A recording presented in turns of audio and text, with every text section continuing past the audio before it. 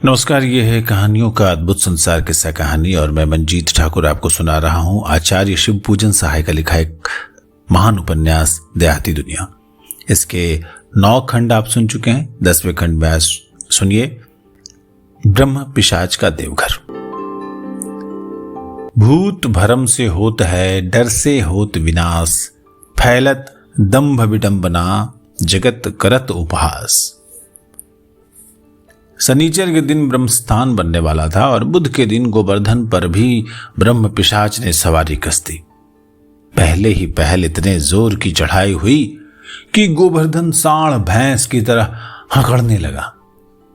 पाड़े जी का तंत्र मंत्र तो हवा हो गया। ओझैतों के मेट खेदू को बुलाहट हुई। ओझाई शुरू हो गई। खेदू से पाड़े जी ने बहुत घबरा कर पूछा, गोवर्धन को एकाएक ये क्या हो गया खेदू? खेदू से थोड़ी देर तक दोनों हाथ से माथा पकड़कर सोचते हुए, कब बाबा ये रकत मढ़ी है, जल्दी नहीं छोड़ेगी, तपावन लेगी।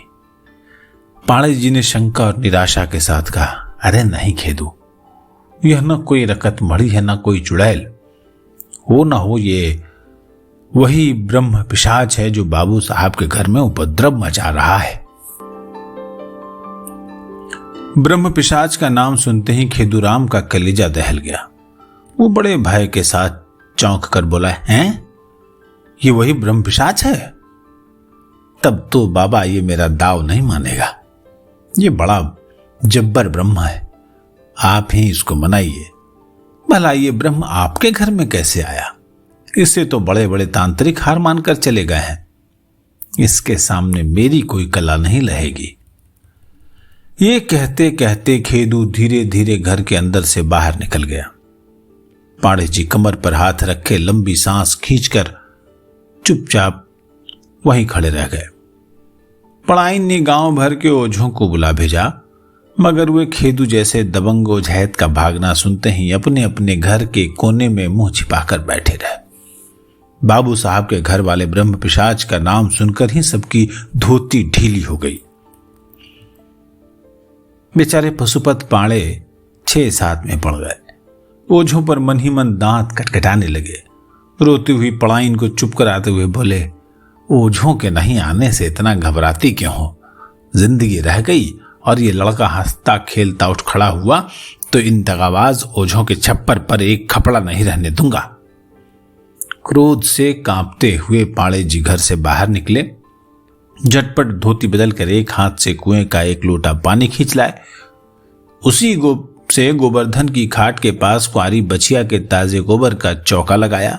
फिर गुग्गुल जलाकर बारी बारी से हनुमान चालीसा और संकट मोचन का संपुट पाठ शुरू कर दिया। पाड़े जी रात भर गोवर्धन की खाट के सिरहाने के पास पाठ करते ही रह गए। खाट की दाहिनी पाटी के पास सामने गोवर्धन के मामा दुर्योधन तिवारी पीतांबर और तुलसी माला पहनकर गोसाई जी की रामायण का पाठ करते रहे। पैताने की ओर गोवर्धन की मां बैठी हुई थी। वो रात भर देवता पितर मनाती रही। सैकड़ों मन्नतें मानी गईं।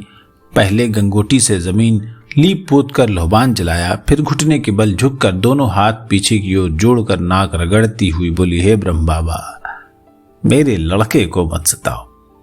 तुम जिसके हो उसी के घर जाओ, मेरी कोख बकस दो, मुझे यही भीख दो। दुहाई ब्रह्मचारी की, मैं गाय के घी से होम कराऊंगी और अब की बार फैलान करो। ब्राह्मण होकर ब्राह्मण को मत पेरो। इसके बाद एक जगह से नाक उठाकर वहीं दूसरी जगह रखते हुए कहा, हे विंध्याचल की देवी जी, जोड़ा खस्सी और चुनरी चढ़ाऊंगे, मेरे लड़के को चंगा करो। फिर तीसरी जगह नाक रगड़ती हुई बोली, हे बाबा विशेषरनाथ, तुम्हारी शरण आई हूं, लाज रखना है बाबा। अच्छा होते ही ये आपको जल चढ़ाने काशी जी जाएगा। काशी विश्वनाथ का पिंड छोड़कर गंगा जी के पीछे पड़ी, हे गंगा माई, पियरी चुनरी का तनाव तनवाऊंगी, दोनों तरफ चंदवा से छवा दूंगी। अब की बेर मेरा लड़का उठ बैठा तो गरहन नहान में भूमि पर ही लेट कर जाएगा। बाहर के देवताओं से विनती कर चुकने पर ग्राम देवता को सुमिरने लगी, है गांव की सती देव, गाजे बाजे के साथ तुम्हारे सती स्थान पर चुनरी चढ़ाने जाऊंगी, मेरी गोद जुड़ाओ। अंत में अपने इष्ट देवी से बोली, हे काली भवानी, इस लड़के के बदले में एक खस्सी और एक भेड़ा चढ़ाऊंगी, इसको जल्दी अच्छा करो। यदि विश्वास पक्का हो तो इसमें संदेह नहीं कि तत्काल फल मिलता है। गोवर्धन की माता जैसी कर्कशा स्त्री के मन में पहले कभी देवताओं पर ऐसा विश्वास उपजा था या नहीं, ये ईश्वर जाने, पर आज पुत्र के प्रेम से निकले हुए आंसुओं ने उसके ऊसर मन में विश्वास की हरी हरी दूब उगा दी थी। स्त्रियां स्वभाव से ही श्रद्धा और विश्वास की मूर्ति होती हैं, पर गोवर्धन की माता ऐसी स्त्रियों में नहीं थी। आज से पहले कभी उसे देवता पितर का नाम लेते हुए किसी ने नहीं सुना, कभी सपने में भी उसे ईश्वर याद नहीं पड़े होंगे। वह तो घर भर में बड़ी चढ़ी कर्कशा थी, गांव भर में पाताल की डाइन कहलाती थी। एक ही आंगन में उसके और कई हिस्सेदार थे, रोज ही किसी एक से झगड़ा कर बैठती। झगड़ा किए बिना उसके पेट का पानी ही नहीं बचता था।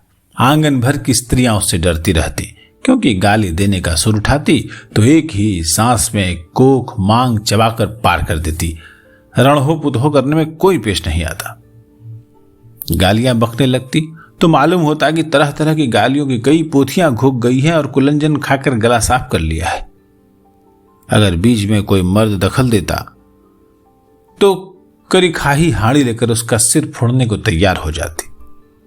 पाणे जी की मजाल नहीं कि जीभ हिलावे, उनको तो जब चाहती मदारी के बंदर की तरह नाच नचाती।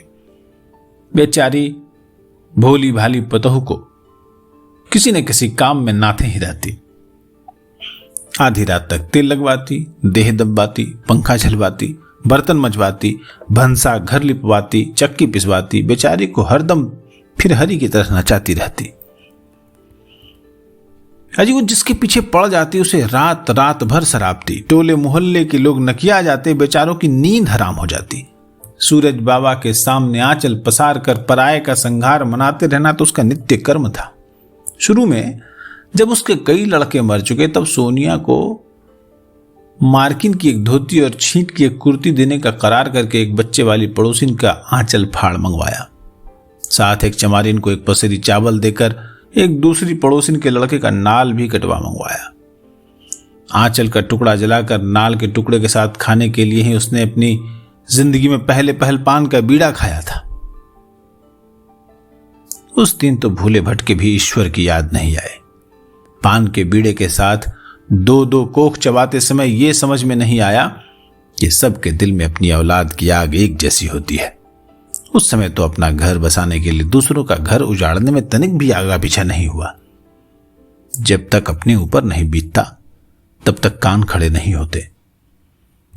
जब एकाएक अपने ऊपर पड़ जाता है तब आप से आप आंखें खुल जाती हैं। घोर संकट में नास्तिक भी ईश्वर का सहारा ढूंढने लगता है। शायद संसार में अगर दुख नहीं होता तो लोग ईश्वर को एकदम भूल ही जाते। पढ़ाइन जी की पुकार अंदर से उठी थी, बिनती आंसुओं से भीगी थी, मन्नतें विश्वास से उपजी थी, नाक श्रद्धा से घिसी थी, सिर आदर से झुका था और इसलिए मनोरथ छूछा नहीं रहा।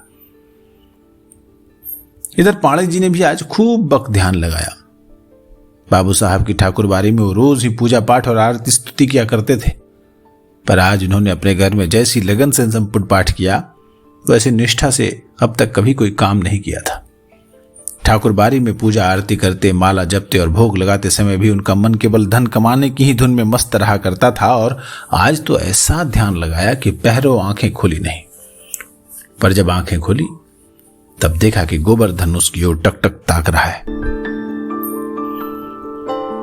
जिस गोवर्धन की आंखें कुछ ही देर पहले भयानक रूप से चढ़ी हुई थी, जो चार चार आदमियों को दबाकर पकड़ने पर भी ऐसा उछलता था कि चारपाई चरमराने लगती थी, जिसकी डांट डपट और चीख चिल्लाहट सुनकर अड़ोस पड़ोस के लोग भी अपने कानों पर हाथ रखे ब्रह्म बाबा की दुहाई दे रहे थे, उसी गोवर्धन को चुपचाप अपनी ओर ताकते देखकर पाणे जी ने बड़े उत्साह से पूछा, बेटा कहो अब कैसी तबीयत है? कुछ तो अच्छी मालूम होती है। गोवर्धन ने पहले ही की तरह टक टक ताकते हुए चुपचाप सिर हिलाकर कहा, हाँ कुछ अच्छी है। सुमिरनी और गोमुखी के साथ अपना हाथ उठाकर दुर्योधन तिवारी ने भी मुस्कुराते हुए आशीर्वाद दिया। पढ़ाइन ताबड़ तोड़ राई नौन उतारने लगी। दिन भर का पूजा पाठ और रात भर का जागरण सफल हो गया पाड़ी जी अपने आसन से उठे तो गोवर्धन की खाट पर बैठकर उसकी देह सहलाने लगे। तिवारी जी अपनी आसनी में रामायण लपेटते हुए पाड़ी जी से बोले, कल तो रात भर सो रहो, डंडे कालसी रही, आज अतरी कुलकुला रही है, आत्मा राम को कुछ कलेवा कराना चाहिए। पाड़ी जी ने हंसकर पड़ाइन की ओर देखा। भाई को भूखा समझकर उन्होंने झट बाटियां बनवाई। मसालेदार खिचड़ी पकी, आलू और बैगन का भुर्ता बना, हरा चना घी में तला गया, कई तरह के खट्टे मीठे अचार भी निकाले गए। बहन को अपने भाई का प्यारा भोजन खूब मालूम था। तिवारी जी पोढ़े पर पालथी मारकर खाने बैठे, बहन पंखा लेकर खिलाने बैठी। पाड़ी जी गोवर्धन के साथ घर की देहरी पर बैठ गए। खाने के लिए बैठते समय तिवारी जी ने पाड़ी जी से मुंह छुआई कि अरे तुम भी आओ ना, पर उन्होंने ये कहकर टाल दिया कि रोगी को घर में अकेला नहीं छोड़ना चाहिए। तिवारी जी ने चुपचाप हथेली पर पानी लेकर अपने आगे परसी हुई थाली के चारों ओर गिरा दिया, फिर आंखें बंद कर हाथ जोड़कर सिर नवाया और उसके बाद उंगली से ठोकर लोटा बजाते हुए कहा, विश्व भरन पोखन कर जोई, ताकर नाम भरत अज होई। जैसे बिनौले की खल्ली और सत्तू मिलाकर गोदी हुई नए भूसे की सानी पर दिन भर हल में जुता हुआ भरत चोट करता है, वैसे ही तिवारी जी थाली पर हाथ साफ करने लगे। तिवारी जी के लगभग आधा सामान चटकर जाने पर पंखा झलते हुए पड़ाइन ने पूछा, भैया खिचड़ी कैसी बनी है? तिवारी जी ने बाएं हाथ से लिलार का पसीना पोंछते हुए कहा, क्या बखान करूं, बहन मुंह से नहीं छूट रही। पड़ाइन ने कहा, खूब छौंक बघार कर बनाई है। तिवारी जी ने मुंह भाकर ऊपर से ही भर लोटा जल ढरकाने के बाद अपनी तोन निहारते और सुहराते हुए कहा, सब सरंजाम भी तो है, घी पापड़ और दही अचार, ये खिचड़ी के 4 भतार। पंडिताइन, बाटियां कैसी बनी है? तिवारी जी ने कहा, ओह पूछो मत, एक तो खस्ता बनी है, दूसरे घी में चभोरी हुई है, पक कर फट जाने से नस नस में घी पैवस्त हो गया है। पड़ाइन ने कहा, ऊपर से चीनी भी तो पड़ी है। तिवारी जी ने कहा, तभी तो मालपुए का मजा दे रही है, छूते ही टूक टूक हो जाती है, मोहन भोग की तरह थाली भर में बिखर जाती है। इसी को मियाँ लोग मलीदा कहते हैं। घी चीनी में चभोरी हुई बाटी बाल मुकुंद कृष्ण भगवान को बहुत प्रिय है, इसलिए इसको मुकुंदी भी कहते हैं। पड़ाइन ने फिर पूछा, और आलू बैगन के चोखे में अंदाज से रामरस पड़ा है ना? तिवारी जी ने दांतों से आम के अचार की रीख खखोरते हुए कहा, चोखे तो बस चोखे ही बने हैं, कड़ुआ तेल तो ऐसे अंदाज से पड़ा है कि वाह रे वाह, रामरस भी बड़े हिसाब से पड़ा है। संसार में बैगन के भरते से बढ़कर किसी चीज का भरता अच्छा नहीं बनता। अगर बढ़िया बन जाता है तो सब तरकारियां मात हो जाती है, देखने में बसौंधी का सा मालूम होता है, इसके आगे लच्छेदार मलाई भी मात है। पड़ाइन ने कहा, भैया तनिक धनिया पुदीने की चटनी भी चखिए ना।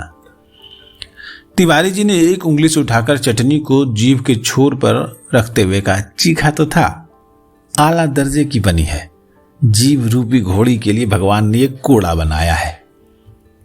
पड़ाइन फिर बोली, आलू का चोखा तो तुमको खूब रुचता है, थोड़ा और देती हूं। तिवारी जी ने कहा, हाँ आलू का चोखा बेशक दोबारा लेने लायक है, दे दो थोड़ा सा। आलू तो सब तरकारियों का राजा है, बकला छील देने पर मोतीचूर बन जाता है, मालूम होता है कि सोने का लड्डू है। अरे आलू बैगन तो भगवान को इतना रुचा कि खाते खाते वो खुद आलू बैगनमय हो गए। देख लो शालिग्राम जी को। पड़ाइन ने बांस की मर्दानी कंघी के आकार वाले अपने बुलाक में मुस्कुराहट को छिपाते हुए कहा, ऐसी बड़ाई मत करो कि पोहू आकाश पर चढ़ जाए। तिवारी ने कहा, अरे मैं झूठ बड़ाई नहीं कहता, सचमुच बड़ी लायक पतहू है, रसोई में खूब हाथ साफ है। तुम्हारे इस राम शहर के कनौजिया परिवार में किसी के यहां ऐसी पतहू नहीं उतरी होगी। पड़ाइन ने फिर पूछा, जितना सराहा उतना खाया तो नहीं? तिवारी जी डकारते हुए बोले, अरे अब क्या चाहती हो कि लोटा थाली भी खा जाऊं? कितना खाऊं, खूब अघा गया। पड़ाइन ने कहा, अच्छा अच्छा, चने की घुगनी सब खा जाओ, फसली चीज है, फायदा करेगी, पेट खुलासा हो जाएगा। तिवारी जी ने कहा, अच्छा अच्छा, तुम्हारा कहना भी मान लो, नहीं तो कहोगी कि भैया ने मेरी बात उठा दी। चना भी खूब चटपटा बना है। पाड़े जी घर की देहरी पर बैठे हुए ही बोले, अरे थोड़ा और ले लो, बड़ा पुष्ट पदार्थ है, लोग इसको हिंदुस्तान का बादाम कहते हैं। तिवारी जी ने कहा, अरे इसका नाम ही तो हिंदुस्तानी मेवा है, बनाने वाला हो तो इससे 56 प्रकार बनाकर रख दे। दिल्ली के बादशाह नारंग शाह ने अपने बूढ़े बाप शाहजहां को जब कैद किया तब उसे खाने के लिए कोई एक अनाज देने का हुक्म किया। शाहजहां खाने पीने में बड़ा ही अमीर था। आगरे में उसका बनाया हुआ ताज बीबी का रौजा देखने ही लायक है। मथुरा वृंदावन की यात्रा में मैंने भी देखा था। सुना है कि विलायत से लोग उसको देखने आते हैं। अंजोरिया रात में निरखने पर जान पड़ता है कि कपूर या फिटकिरी के ढोकों का बना हुआ राजमहल है। उसके सामने जमुना के पार शाहजहां के वजीर का रोजा है। वो छोटा है लेकिन बड़ा सुंदर है। लोग कहते हैं कि ताजमहल के पत्थरों की कतरन से यह बना था। सचमुच उसमें रंग बिरंगे पत्थरों के छोटे छोटे टुकड़े जड़े हैं और अलग से देखने पर मालूम होता है कि भांति भांति के रंगदार फूल ऊपर तले कंजे हैं। पाड़े जी सुरती बना रहे थे। हथेली पर सुरती पीटते हुए बोले, अरे तुम क्या कह रहे थे और क्या कहने लग गए? नौरंग शाह ने अपने बाप से खाने के लिए एक अनाज मांगने को कहा तो शाहजहां ने फिर क्या तजवीज किया? तिवारी जी बोले, हाँ, तो शाहजहां बादशाह ने अपने बाबरजी की सलाह से इसी चने को पसंद किया। अरे सच पूछिए तो दुनिया में मर्द के खाने लायक अनाज यही है, यही। गेहूं और जौ का दर्जा इससे नीचे है।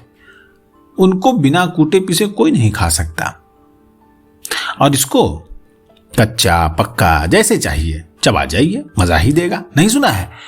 यही रहिला की पूरी कचौरी, यही रहिला की दाल, यही रहिला के खाए खिरौरा, खूब मोटई हैं गाल। पाड़े जी सुरती भागते हुए बोले, इसीलिए तो इस पर भगवान का भी मन टिक गया था। ये कथा तुमने सुनी है कि नहीं? तिवारी जी ने चौके से उठकर आंगन में हाथ धोते धोते कहा, सो कब? अरे पाड़े जी ने कहा, किस्सा नहीं जानते, बात सतयुग की है। चना गया क्षीर सागर में शिकायत करने की, हे भगवान मेरी जान की खैर नहीं है, बड़ी आफत में हूं। हलवाहा खेत बोने के समय फंका पर फंका मारकर मुझे चबा जाता है। खेत में ढेले के ऊपर सिर उठाते ही लोग साग खोंटकर मेरी गर्दन उतार लेते हैं। छीमी लगते ही लोग हरी कचरी उड़ाने लगते हैं। फिर जो ही फली पकने लगती है त्यों ही आग में झुलस कर मेरा सर्वस जला देते हैं। कटनी के समय बनियार भी मेरी सूखी फलियों को अपनी हथेलियों से मलकर फंका मारते हैं। खलियान में दौरी हाँकने के समय भी बनिहार मेरी जान नहीं छोड़ते। खलियान से मालिक की बकरी में जब जाने लगता हूं तब ढोने वालों से जान नहीं बचती। बखार में रखते समय बया भी अपनी तौलाई वसूल कर लेता है। फिर गाड़ से निकालते समय वही हालत होती है। भड़बूजे के भाड़ और जाता चक्की में जो दुर्गति होती है सो कहने से भी कोई पार नहीं पाऊंगा। मेरी जान को एक दिन का चैन नहीं। दया करके कोई उपाय कीजिए, नहीं तो मेरा संहार हो जाएगा। भगवान ठठाकर हंसे और बोले, हटो भागो यहां से, नहीं तो तुम्हारा स्वाद लेने के लिए मेरे मुंह में भी पानी भर आता है। बेचारा वहां से मुंह टेढ़ा करके भागा सो आज तक मुंह टेढ़ा ही रह गया। देख लो ससुरे का मुंह कितना टेढ़ा है। तिवारी जी ने अपनी बनात की मिर्जई के बंद बांधकर गंजी खोपड़ी में कंटोप धसाते हुए कहा, हरे राम हरे राम, अन्न देव का ससुरा न कहो, असल देवता तो यही है। कलयुग में अन्न ही प्रत्यक्ष देवता है। अन्न में भगवान बसते हैं। आजकल अन्न ही तो में प्राण है। अन्न बिना सारी बुद्धि और चतुराई हवा खाने चली जाती है। भगवान का भजन भी नहीं सपरता। भूखे भजन न होई गोपाला, ले लो अपनी कंठी माला। पांडे जी ने कहा, अरे तुमने तो चने को आकाश पर चढ़ा दिया। तिवारी जी ने कहा, चीज ही ऐसी है, सुना नहीं? जब देवों में महादेव बड़े, सब अन्नों में चकबरत चना, लंबी दाढ़ी सी डार गुलाब सा फूल, खूंटत खाटत होत घना, कहें बीरबल सुनो शाह अकबर, नून और मिर्च से अजब बना। पांडे जी ने कहा, चाहे जो कहो, चना राम को भगवान ने छकाया खूब। तिवारी जी बोले, सब गढ़ंत दंत कथा है। चना तो ब्रह्मा जी का बनाया ही नहीं है। वो क्षीर सागर में क्यों फरियाद करने जाएगा? उसे तो विश्वामित्र जी ने बनाया है। उसको जाना होता तो मुनि जी के पास जाता। कथा गढ़ने वाले ने बड़ी भूल की है। पाड़े जी झपाटे से उठकर सुरती के पीक के कुल्ले से आंगन को सींचते हुए बोले, बड़े बड़े बेदुआ पंडित कहते हैं कि ब्रह्मा ने ये संसार सिरजा और तुम न जाने कहां से ये लवेद उठा लाए कि विश्वामित्र जी ने चना बनाया था। बाहरे गपोड़बाज। तिवारी जी बोले, आहा हा हा हा, तुम जानते ही नहीं, विश्वामित्र जी राजा त्रिशंकु को सदेह स्वर्ग भेज रहे थे, तो देवताओं के राजा इंद्र ने त्रिशंकु को ऊपर से धकेल दिया। विश्वामित्र जी ने इसको अपना अनादर समझा। उन्होंने अपने तपोबल से त्रिशंकु को बीच में ही रोक दिया। नीचे की ओर मुंह और ऊपर से पैर हो जाने से त्रिशंकु अधर में लटक गया। उसकी लार से नदी बह चली। अब वही कर्मनाशा नदी कहलाती है, जो गाजीपुर जिले की दक्षिणी पूर्वी चौहद्दी पर जो पड़ती है वही नदी। अब गाजीपुर में ही विश्वामित्र जी का घर था। वो गाधीराज के लड़के थे। गोसाई जी ने रामायण में लिखा है कि गाधी तनय मन चिंता व्यापी, हरि बिनु मरहीन निशिचर पापी। असल में गाजीपुर का पुराना नाम गांधीपुर है। यहीं से त्रिशंकु को सदेह स्वर्ग भेजा था। अब वहां जगह नहीं मिली, तब मुनि जी की कृपा से उसने नक्षत्रों में जगह पा ली। अब वही त्रिशंकु तारा उगता है। उसी त्रिशंकु के पीछे इंद्र और मुनि जी से खटक गई। बस खिसिया कर नया इंद्रासन बनाने चले। इस पर ब्रह्मा जी से भी अनबन हो गई। तब डाह के मारे नई सृष्टि करने लगे। ललकार कर कह दिया कि ब्रह्मा अगर आदमी पैदा करते हैं तो हम पेड़ में आदमी भरावेंगे। अब इस नियत से नारियल बनाया। देख लो, ठीक खोपड़ी की तरह उसका फल होता है, 2 आंखें होती हैं, बाल होते हैं, भीतर मगज में गुद्दा भी होता है। इतना ही नहीं, जब आदमी का शीश लेने से ही शुभ कामों में बरता जाता है, बड़ा मंगलदायक है। उसके बनते ही ब्रह्मा घबरा उठे। बहुत कोशिश पैरवी से सृष्टि रुकवाई। अब यही तो खटकने वाली असली बात है। पांडे जी बोले, नहीं नहीं, खटकी थी एक दूसरी बात पर। ब्रह्मा जी विश्वामित्र को ब्रह्मर्षि मानते ही नहीं थे। इसी से बिगड़कर मुनि जी ने नई सृष्टि की। तिवारी जी बोले, अच्छा चलो यही सही, मगर विश्वामित्र जी ने अपने तेज बल से ऐसा घटा टोप घन घमंड बांधा कि बाबा चतुरानंद चकरा गए। उन्होंने जो कुछ रचा था सबका ऐसा उल्टा जवाब बनाया कि सारी चतुराई कूच कर गई। उन्होंने बनाई थी गाय, इन्होंने बना डाली भैंस। वो 200 दूध देने वाली, ये 5 सेर का मटकी भरने वाली। वो पाव भर गोबर करने वाली, तो ये एक ही बार में 1 टोकरी भरने वाली।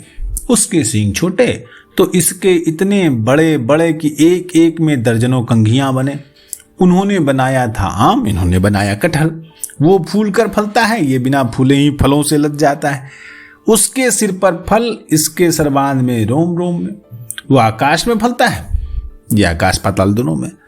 उसके फल में एक ही गुठली, इसके फल में सैकड़ों गुठलियां।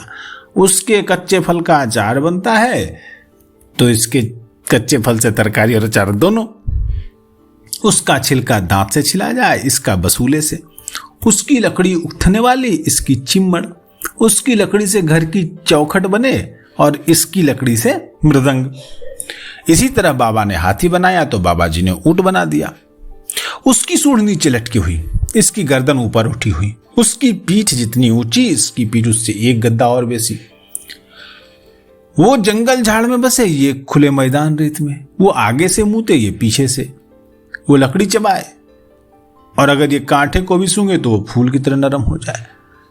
लड़ाई में उस पर सिपाही चढ़े और इस पर चले आगे आगे नगाड़ा। अब जाते कहां हो, लो बात में बात। चाचा जी ने बाबा की अक्ल गुम कर दी। पाड़े जी बोले, अच्छा इन ओझों को किसने बनाया? तिवारी बोले, अरे सब विश्वामित्र जी की बरन संकरी सृष्टि का है। मुनि जी ने तांत्रिकों के जवाब में इन्हें बनाया। तांत्रिक अपना मंत्र चुपचाप जपते हैं, ओझा अपने पचड़े गला फाड़ कर गाते हैं। वे काली या भैरव को इष्ट बनाते हैं, ये डाकनी पिशाचनी और भूत मलच को। पाड़े जी बोले, असला इसीलिए ओझों से भूत प्रेत भागते हैं? तिवारी जी ने कहा, अरे खाक भूत भागते हैं, रात ही को तो देख चुके हो कि ओझों से कैसे भूत भागते हैं, फिर भी तुम्हारा संदेह दूर नहीं हुआ। पाड़े जी बोले, अरे सच मानो यार, ये खेदू बड़ा जबरजंग ओझा है। वो चाहता तो भूत को हटा देता, मगर ये तो ऐसा अगड़धत्त ब्रह्म पिशाच है भाई कि इसने कितने ओझों को दोनों राह से खून निकाल कर मार डाला है। ब्रह्म पिशाच की आंच खेदू से सही नहीं गई। इसलिए वो फिर सामने नहीं आया। बस उसे पछाड़ खाते देखकर सब ओझा भड़क गए। तिवारी जी ने कहा, तुम इन्हें क्या पहचानोगे, ये सब एक ही सांचे के ढले हैं। ये जीते जागते प्रेत है, मैं इनकी नस नस पहचानता हूं, कई बार काम पड़ चुका है। पांडे जी ने कहा, मेरे साथ तो इसी बार काम पड़ा है, मगर मैं एक ही दफा में अच्छी तरह सीख गया हूं।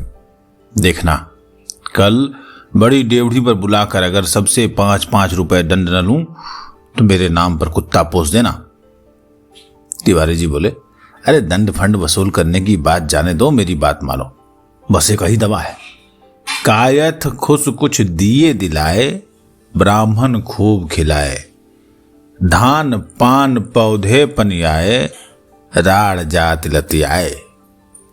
पांडे जी बोले, तुम नहीं जानते, गरीबों को लात मुक्के से बढ़कर रुपए की मार अखरती है, कल देख लेना। तिवारी जी बोले, तो फिर मेरे दिल की कसक कैसे कढ़ेगी? पांडे जी ने कहा, क्या चाहते हो? तिवारी बोले, गोवर्धन की बीमारी में ओझों ने दगा दिया है, मैं उसी की कसक निकालने के लिए इन ओझों की ओझाई करना चाहता हूं। ये अधमाधम है, बिना धमाधम के नहीं बूझेंगे। परसों बाबू साहब के घर में ब्रह्मस्थान बनेगा, उस दिन देवघर में ही मैं अपनी करामात दिखाऊंगा। गांव के नामी ओझों को उस दिन जरूर बुलवाओ। हाँ, एक बात और, मैं अगर उछल कूद करूं तो तुम मेठों से घबरा कर कहना कि इनकी देह पर एक राकस आता है। पांडे जी बोले, ये कौन सी बड़ी बात है, बहुत कुछ कह दूंगा, मेठ ओझों को न्योता दे दूंगा, दौड़े हुए आवेंगे, सब बुखड़ तो हैं ही। तिवारी जी बोले, आज कौन दिन है? पांडे जी बोले, आज गुरुवार है, कल बीच देकर परसों शनिचर पड़ेगा, बस एक दिन की कसर है। तिवारी जी बोले, तो फिर देख लेना परसों। सचमुच शनिचर के दिन तिवारी जी ने विचित्र लीला की। देवघर में राम शहर के मेठ ओझैत जुटे, वो कूदने फांदने लगे। उनका ताल ठोकना और छरकना देखकर पांडे जी बहुत घबराए। मेठों से बोले, अरे ये क्या हुआ, इनकी देह पर कभी कभी एक राकस आता है, वो इस समय कैसे उपट गया? मेठों ने कहा, कुछ हरज नहीं बाबा, राकस को तो हम लोग गाजर की तरफ चबा जाएंगे। तिवारी जी एक तो खुद ही हट्टे कट्टे और ऊंचे पूरे मर्द, दूसरे पुरोहिती करते करते भोजन भट्ट भी हो गए थे। सुख का शरीर कसरत से और भी चुस्त दुरुस्त हो गया था। मेठों की हैकड़ी सुनकर और भी तूफान मचाने लगे। उनके पैरों की धमक से देवघर दलक उठा। मेठ एक दूसरे का मुंह ताकने लगे। पांडे जी ब्रह्मस्थान के पास बैठकर हवन कुंड में शाकल्य डालते हुए बोले, भाई तुम लोग चारों आदमी मेठ हो जाए तो मेरे इस नातेदार को किसी तरह राकस से उबारो। गोबरी राम बड़ा शोक ओझा था। अपनी जटाएं हिलाते हुए तिवारी जी को डांटकर बोला, तू कौन है, कहां से आया, यहां तेरा क्या काम? इस बेचारे ब्राह्मण की देह पर आने से क्या लाभ? कहीं और जाकर कोई दूसरी दे धर, इन्हें छोड़ दे। तिवारी जी ने उसी तरह उछलते और हाथ भांजते हुए चौगुने जोर से कहा, मैं इसी की देह पर रहूंगा, जात का नट हूं, मसान घाट के पीपर पर रहता हूं, ये रोज उसी तरफ डोल डाल करने जाता है। क्या इसे दिशा जंगल फिरने के लिए दूसरी जगह नहीं मिलती? इसका परखना छुड़ाऊंगा। अब तक तिवारी जी का गर्जना सुनकर ओझा मन ही मन डर कर भीगी बिल्ली हो रहे थे। वे मसान घाट के नट का नाम सुनते ही बाग हो गए। एक दूसरा ओझा बड़े घमंड से बोल उठा, अरे भले मानस की तरह बात मान जाओ, नहीं तो जलाकर भस्म कर दूंगा। करामाती तिवारी जी की देह पर आया हुआ नकली नट गरज कर बोला, अरे तुम क्या, तुम्हारे परदादा अगर नरक से निकल कर आवे तो भी मेरा एक रोवां टेढ़ा नहीं कर सकते। मैं कई एक देवघर से हुक्म लेकर आया हूं, हरसु ब्रह्म और सुरीठ ब्रह्म मेरी पीठ ठोक चुके हैं। आज इस देवघर के ब्रह्म बाबा ने भी मेरे सिर पर हाथ फेर दिया है। अब कौन माई का लाल मेरे सामने टिकेगा? इतना कहकर तिवारी जी दांत पीसते और जोर से गुर्राते हुए बोले, खस्सी लूंगा, भेड़ा लूंगा, सुअर छौना लूंगा, मुर्गा लूंगा। और फिर हाँफते और कटकटाते हुए गरज कर बोल, जल्दी दे, न मानूंगा। 7 लवनी ताड़ी, 5 भर गांजा, 2 बोतल तपोवन, फौरन लूंगा, दे। बड़े बड़े ब्रह्म के पीठ ठोकने की बात सुनते ही मेट ओझों के देवता कूच कर गए। सबके पैरों के नीचे से धरती सरक गई। चौकन्ने होकर डरी निगाहों से एक दूसरे को देखने लगे। गोबरी के लिलार में सुकुड़न पड़ गई। उसने खेदी की ओर झेपी हुई नजरों से देखा। बहुत जोर लगाने पर बेचारे खेदू के मुंह से इतना ही निकला, बड़े विकट से काम पड़ा। पेड़ हाँकने वाला डकैत उझैत लुगरी भगत अभी तक बैठा रंग ढंग देख रहा था। वो अपनी जान की बाजी लगाकर बोला, ब्राह्मण कभी नट को पूजा नहीं दे सकता। लुगरी की हिम्मत देखकर भुलोटन राउत ने भी हाथ फटकारते हुए कहा, ब्राह्मण की दी हुई पूजा इसके बाप के बाप से भी नहीं पचेगी, इसकी कौन गिनती। तिवारी जी ने दांत कटकटाते और आंख तरेरते हुए कहा, खबरदार, तुम लोगों की सारी भगताई और रौताई नीचे की राह से निकाल दूंगा। मुझे ऐसा वैसा नट मत समझना। चारों में नट की धमकी सुनकर फिर एक दूसरे का मुंह ताकने लगे, पर गोबरी राम मुंह ही मुंह में ताबड़तोड़ कुछ बुदबुदाने लगा। तब तक थोड़ी ही देर में लुगरी भगत एक मुट्ठी राख लेकर खड़ा हो गया। नाक भौं चढ़ाकर नट को डपटते हुए बोला, अच्छा तो अब तू संभाल, मैं तुझे गलीज के गड्ढे में गिराता हूं। बस इतना कहना था कि तिवारी जी बेतरह चिल्ला उठे। झट लुगरी भगत को उठाकर जमीन पर दे मारा।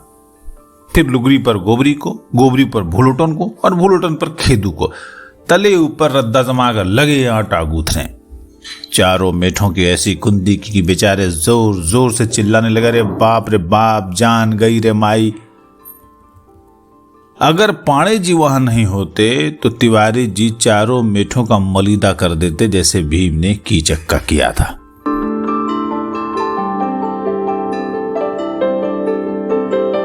ये कहानी सुन रहे थे आप आचार्य शिव पूजन सहाय का लिखा उपन्यास देहाती दुनिया।